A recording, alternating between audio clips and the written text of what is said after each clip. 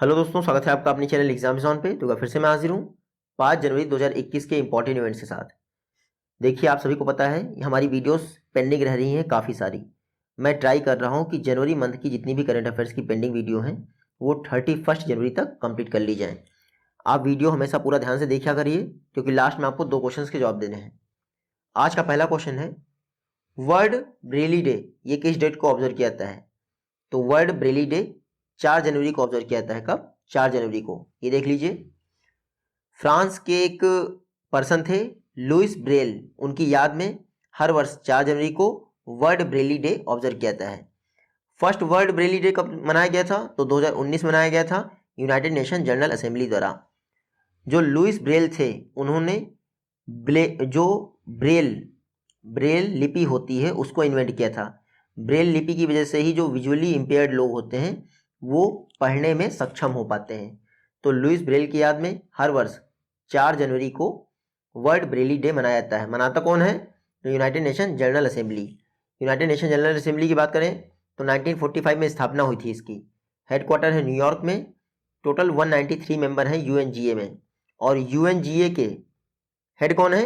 Vulcan बोस्किर, जो कि recently appoint हुए हैं यूएनजीए के हेड, तुर्की से बिलोंग करते हैं। और यूनाइटेड नेशन के सेक्रेटरी जनरल कौन है? Antonio Guterres. नेक्स्ट क्वेश्चन है, फसाई food safety and standard authority of India, इन्होंने ऑयल एंड फैट्स में 2021 तक जो ट्रांस फैटी एसिड्स होते हैं उनकी कैप परमिसिबल लिमिट क्या रखी है? तो फसाई के अनुसार 2021 तक हमें सभी ऑयल एंड फैट्स में जो ट्रांस फैटी एसिड्स होते हैं उनको घटाकर 3% तक ले जाना है। कितना? 3% तक। अभी ये ट्रांस फैटी एसिड्स की लिमिट क्या है? 5% है। देख लीजिए, फसाई food safety and standard authority of India ने कहा है कि 2021 तक जो ट्रांस फैटी एसिड्स हैं वो ऑयल एंड फैट्स में घटकर 3% तक हो जाने चाहिए, और इनको 2022 तक घटाकर 2% करना है। अभी तक परमिसिबल लिमिट क्या है? 5%। मैं आपको बता दूं, जो पहला रेगुलेशन पास हुआ था 2011 में, उसमें कहा गया था कि ट्रांस फैटी एसिड्स इनको किसी भी ऑयल और फैट में घटाकर 10% करना है।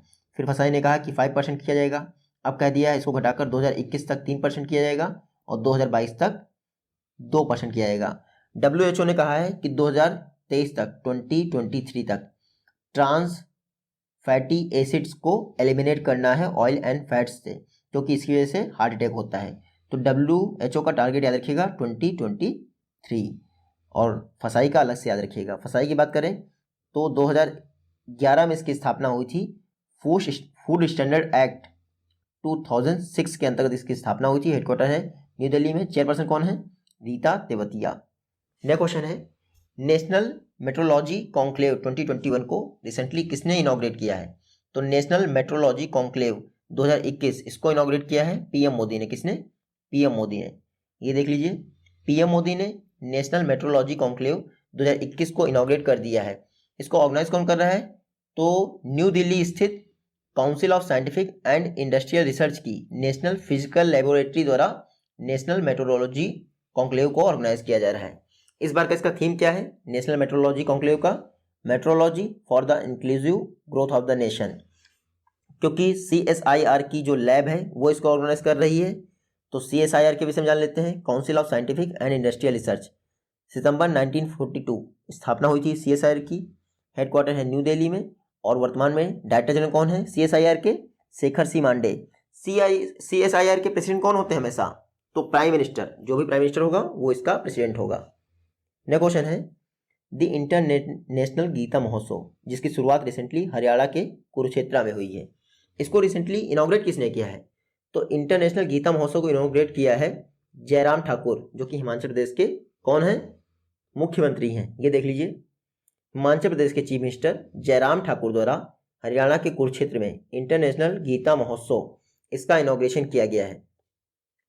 2016 से जो है हरियाणा गवर्नमेंट, 2016 में ये भी कह सकते हैं 2016 में पहली बार हरियाणा गवर्नमेंट द्वारा गीता महोत्सव, इंटरनेशनल गीता महोत्सव ऑर्गेनाइज किया गया था। तब से हर वर्ष ऑर्गेनाइज कर रहा है। इस बार जो ऑर्गेनाइज हुआ है हरियाणा में, तो उसका इनॉग्रेशन किया है जयराम ठाकुर ने, क्योंकि इस इंटरनेशनल गीता महोत्सव में जो पार्टनर स्टेट है वो है हरियाणा, इसलिए इन्होंने इनॉग्रेट किया है। क्योंकि हरियाणा में इंटरनेशनल गीता महोत्सव ऑर्गेनाइज किया जा रहा है, तो हरियाणा गवर्नमेंट की बात करें, इन्होंने किसान मित्र अपॉइंट किए हैं हरियाणा गवर्नमेंट ने। और 2021 में जो खेलो इंडिया यूथ गेम का चौथा एडिशन होना है वो भी हरियाणा में ही होना है। हरियाणा के सीएम कौन है? मनोहर लाल खट्टर। गवर्नर कौन है? सत्यदेव नारायण आर्य।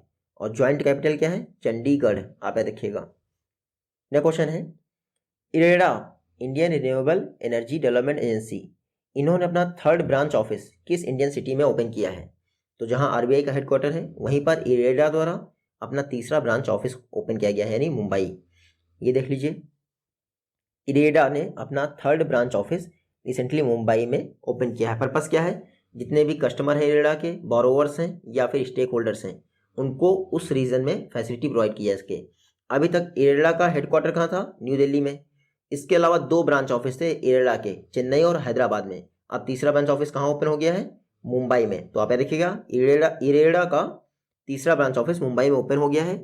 इरेडा की बात करें, देखिए इरेडाई और इरेडा दो अलग अलग हैं। फुल फॉर्म याद रखिएगा, Indian renewable energy development agency, ministry of power के तहत ये कार्य करता है। 1987 में स्थापना हुई थी। मिनिस्ट्री ऑफ पावर मतलब ministry of new and renewable energy के तहत कार्य करता है। मोटो क्या है इरेडा का?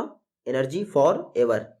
चेयरमैन एंड मैनेजिंग डायरेक्टर कौन है? प्रदीप कुमार दास। और हेडक्वार्टर मैंने बता दिया आपको, न्यू दिल्ली में। नेक्स्ट क्वेश्चन है, Vajpayee the years that changed India, ये बुक किसके द्वारा लिखी गई है? तो Vajpayee the years that changed India book लिखी है शक्ति सिन्हा ने। किसने? शक्ति सिन्हा। ये देख लीजिए, बुक है Vajpayee the years that change India, शक्ति सिन्हा द्वारा लिखी गई है।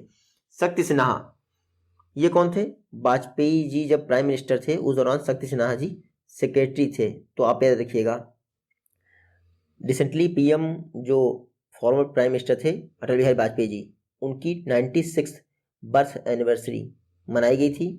कब? 25 दिसंबर को, गुड गवर्नेंस डे के रूप में। उसी दिन शक्ति सिन्हा ने अपनी ये बुक रिलीज की है, Vajpayee the years that changed India.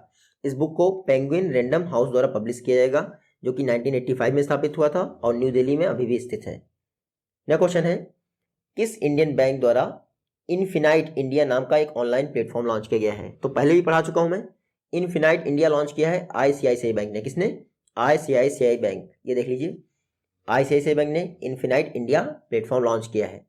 ये जो फॉरेन कंपनीज होती हैं उनको इंडिया में बिजनेस करने में हेल्प करेगा इनफिनाइट प्लेटफॉर्म, जिसको लॉन्च किया है आईसीआईसीआई बैंक ने। इनफिनाइट प्लेटफॉर्म पर सभी banking solution, value added services provide की जाएंगी आईसीआईसीआई बैंक द्वारा। आईसीआईसीआई बैंक की बात कर लेते हैं। Industrial credit and investment corporation of India, जुलाई 1994 को स्थापना हुई थी। हेडक्वार्टर कहाँ है इसका? मुंबई में। चेयरपर्सन कौन है? गिरीश चंद्र चतुर्वेदी। और आईसीआईसीआई बैंक के एमडी एंड सीईओ कौन है? संदीप बख्शी। नेक्स्ट क्वेश्चन है, वीजा के साथ एक वीजा जो कि एक पेमेंट प्रोसेसर है, उसके साथ किस इंडियन बैंक द्वारा पार्टनरशिप की गई है अपने सैलरी अकाउंट होल्डर्स को पेमेंट एक्सपीरियंस बेहतर प्रोवाइड करने के लिए? तो सैलरी अकाउंट होल्डर को पेमेंट एक्सपीरियंस बेहतर करने के लिए वीजा के साथ पार्टनरशिप की है यस बैंक ने। किसने? यस बैंक ने। यहाँ पढ़ लेते हैं, रिसेंटली यस बैंक द्वारा पार्टनरशिप की गई है वीजा के साथ एक पेमेंट प्रोसेसर के तौर पर। पर्पज़ है जो यस बैंक अकाउंट होल्डर हैं, साथ ही साथ जो सैलरीड अकाउंट होल्डर हैं, उनका पेमेंट एक्सपीरियंस बेहतर किया है। तो यस बैंक और वीज़ा ने पार्टनरशिप की है सैलरीड अकाउंट होल्डर्स के पेमेंट एक्सपीरियंस को बेहतर करने के लिए। इससे पहले वीज़ा के अलावा रुपए कार्ड और मास्टर कार्ड के साथ भी यस बैंक पार्टनरशिप कर चुका था। अब वीज़ा के साथ भी पार्टनरशिप कर ली यस बैंक ने। तो इसका मतलब यस बैंक वीज़ा आधारित क्रेडिट कार्ड और डेबिट कार्ड लॉन्च करेगा। यस बैंक की बात कर लें तो 2004 में स्थापना हुई थी राणा कपूर और अशोक कपूर। हेडक्वार्टर कहाँ है इसका? मुंबई में। चेयरपर्सन कौन है? सुनील मेहता। और यस बैंक के एमडी एंड सीईओ कौन बने हैं? प्रशांत कुमार। नेक्स्ट क्वेश्चन है, मिनिस्ट्री ऑफ होम अफेयर्स ने आफ्सपा एक्ट 1958 के तहत इंडिया के किस स्टेट को अगले 6 महीने के लिए डिस्टर्ब्ड एरिया घोषित किया है?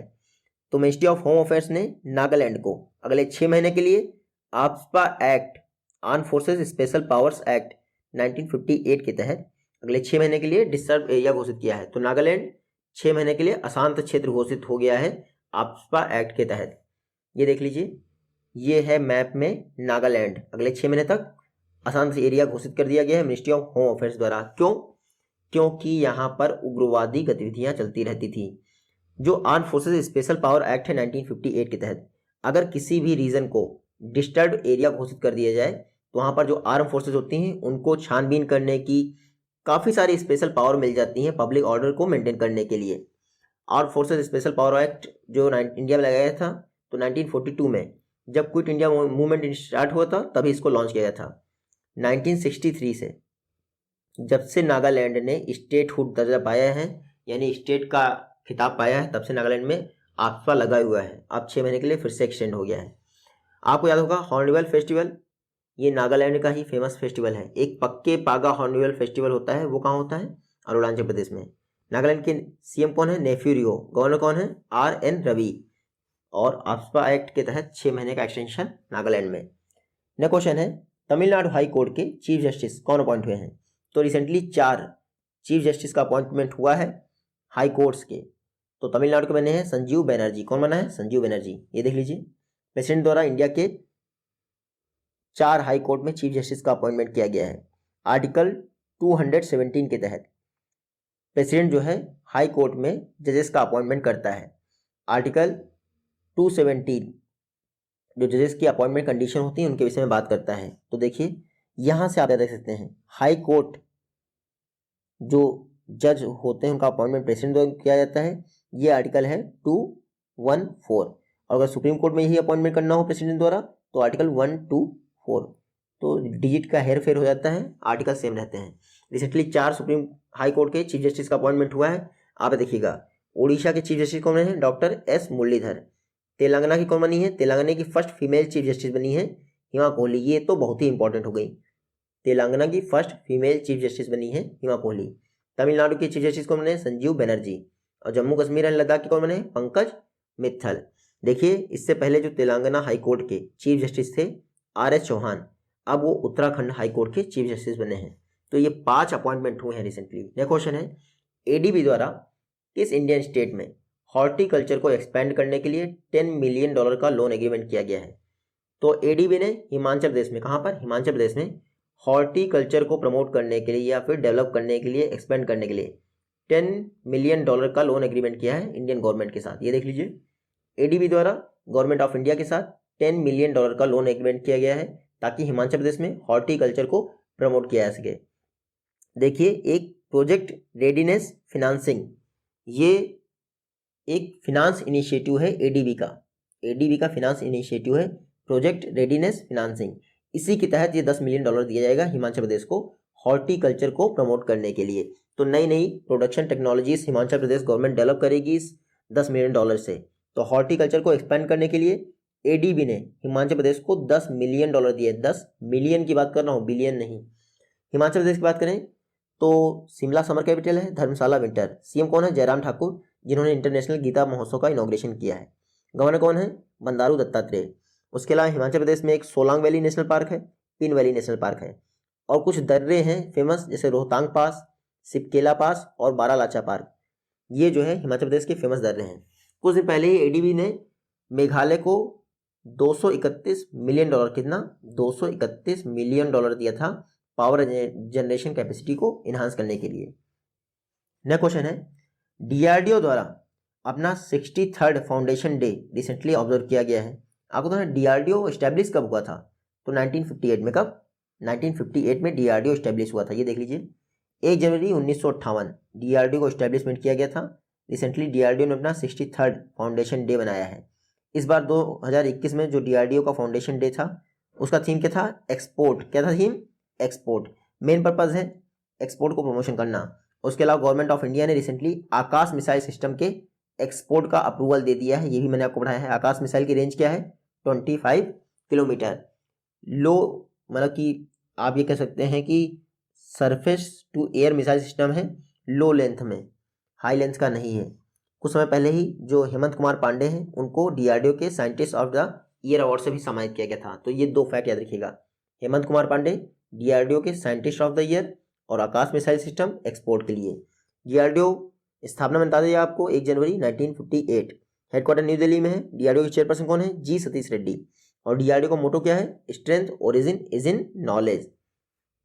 नेक्स्ट क्वेश्चन है, डिफेंस मिनिस्टर जो राजनाथ सिंह जी हैं, या फिर ये कहें कि डिफेंस मिनिस्ट्री ने रिसेंटली एक कॉन्ट्रैक्ट साइन किया है 10 Linux U2 gun fire control system को परचेज करने के लिए, जो इंडियन नेवी के फ्रंटलाइन वारशिप्स होते हैं उनमें यूज़ किया जाएगा।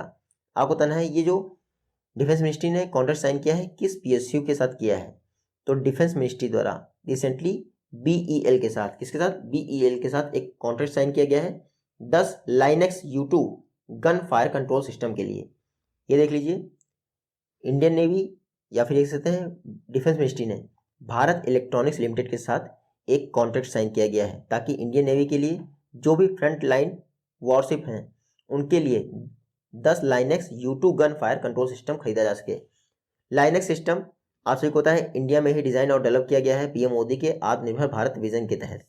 इसमें क्या होता है, जो नेवल ऑफशोर पेट्रोल वेसल्स होते हैं उनमें लगाया जाता है, और ये जो आपका Lynx U2 gun fire control system है इसमें tracking radar weapon control module भी शामिल हैं, यानी ये ट्रैक करके टारगेट को हिट कर सकता है। तो 10 Linux U2 gun control system defence ministry और BEL के बीच में एग्रीमेंट हुआ है, कॉन्ट्रैक्ट साइन हुआ है ताकि इंडियन नेवी को प्रोवाइड किया सके। BEL के बीच में MOU साइन हुआ है कॉन्ट्रैक्ट। तो बात कर लेते हैं भारत इलेक्ट्रॉनिक्स लिमिटेड की। 1954 में स्थापना हुई थी, हेडक्वार्टर अभी भी इसका बेंगलुरु में ही। CMD कौन है, MV गौतमा।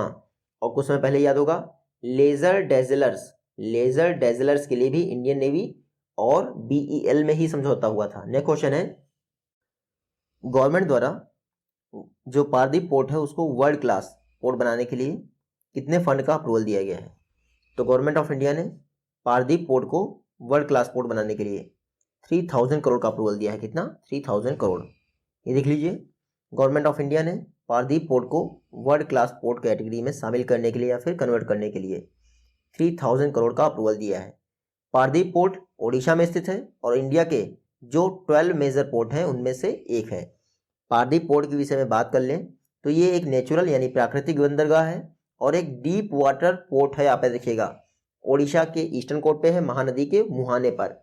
क्योंकि ओडिशा में है पारदीप पोर्ट तो ओडिशा की बात कर लेते हैं। CM कौन है, नवीन पटनायक, जिनको हीरो टू एनिमल अवार्ड मिला था पेटा द्वारा। गवर्नर कौन है, गणेशी लाल। एशिया की लार्जेस्ट सॉल्ट वाटर लेक जिसका नाम है चिल्का लेक, वो भी ओडिशा में है। सतकोसिया टाइगर रिजर्व ये भी ओडिशा में है। सिमलीपाल नेशनल पार्क ये भी ओडिशा में है। और व्हीलर आइलैंड जिसका नाम बदलकर अब्दुल कलाम आइलैंड कर दिया गया वो भी ओडिशा में है। नेक्स्ट क्वेश्चन है, इंडिया ने जो अपना 8वां NPM यानी नॉन परमानेंट मेंबर के तौर पर UNSC टर्म स्टार्ट किया है, वो कितने वर्षों के लिए UNSC टर्म होता है। तो आपको होता है जो नॉन परमानेंट मेंबर होते हैं UNSC के वो 2 वर्ष के लिए सिलेक्ट होते हैं, और ये जो इंडिया है ये भी 2 वर्ष के लिए ही UNSC का नॉन परमानेंट मेंबर होना है 8वीं बार। कितनी बार, 8वीं बार। ये देख लीजिए, इंडिया जो अपना 2 ईयर का टेन्योर स्टार्ट कर रहा है नॉन परमानेंट मेंबर के तौर पर, वो 1 जनवरी स्टार्ट कर देगा। इंडिया 8वीं बार यूनाइटेड नेशन सिक्योरिटी काउंसिल के जो 15 मेंबर होते हैं उनका मेंबर बन गया है। 2021-22 के लिए इंडिया मेंबर बना है नॉन परमानेंट मेंबर के तौर पर। इसके अलावा नॉर्वे, केन्या, आयरलैंड और मैक्सिको भी इंडिया के साथ साथ UNSC को नॉन परमानेंट मेंबर के तौर पर ज्वाइन करेंगे। यूनाइटेड नेशन सिक्योरिटी काउंसिल की बात करें तो इसमें जो सिक्योरिटी काउंसिल होती है उसमें 15 मेंबर होते हैं, 5 होते हैं परमानेंट और 10 होते हैं नॉन परमानेंट। जो परमानेंट हैं उनके पास वीटो पावर होती है। परमानेंट कौन है, USA, UK, फ्रांस, चाइना और रसिया, और 10 अदर हैं नॉन परमानेंट, इनके पास वीटो पावर नहीं होती है और 2 वर्ष के लिए सिलेक्ट होते हैं। यहाँ पे देखिएगा। नेक्स्ट क्वेश्चन है, रिसेंटली किस इंडियन बैंक द्वारा या पब्लिक सेक्टर बैंक द्वारा व्हाट्सएप बैंकिंग सर्विसेज लॉन्च की है। तो बैंक ऑफ बड़ौदा ने, किसने, बैंक ऑफ बड़ौदा ने व्हाट्सएप बैंकिंग सर्विस लॉन्च कर दी। ये देख लीजिए, bank of Baroda WhatsApp banking service. ये नंबर है, चाहे कस्टमर्स हों या फिर नॉन कस्टमर्स, उन सभी को बैंक ऑफ बड़ौदा की सर्विसेज प्रोवाइड की जाएंगी। कैसी services, balance inquiry, mini statement, check status, ये सब कुछ आपको व्हाट्सएप पे प्रोवाइड किया जाएगा, जिसके लिए बैंक ऑफ बड़ौदा ने bank of Baroda WhatsApp services launch कर दी हैं। बैंक ऑफ बड़ौदा की बात करें, जुलाई 1908 में स्थापना हुई थी। हेडक्वार्टर है वडोदरा में। चेयरपर्सन कौन है, BOB के हसमुख अढ़िया, और MD एंड CEO कौन है, संजीव चड्ढा। नया क्वेश्चन है, ऑल इंडिया चेस फेडरेशन, इसके नए प्रेसिडेंट कौन अपॉइंट हुए हैं। तो ऑल इंडिया चेस फेडरेशन, इसके नए प्रेसिडेंट अपॉइंट हुए संजय कपूर।